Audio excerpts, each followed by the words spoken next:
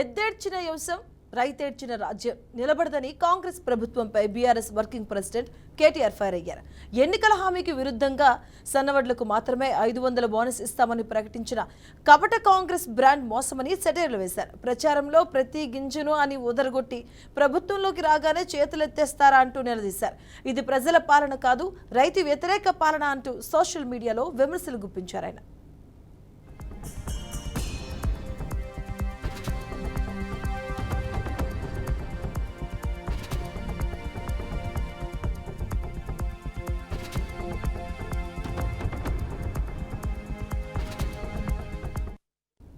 December 9న ప్రతి రైతుకు 2 లక్షల రుణమాఫీ చేస్తామని చెప్పి చేయలేదన్నారు.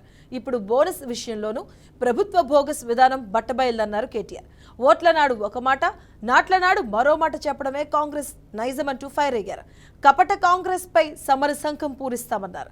ఇక నేటి నుంచి రైతన్నల చేతిలోనే కాంగ్రెస్ సర్కార్కు కౌంట్ డౌన్ షూరు అంటూ కేటీఆర్ చేసిన పోస్ట్ ఇప్పుడు వైరల్ అవుతుంది.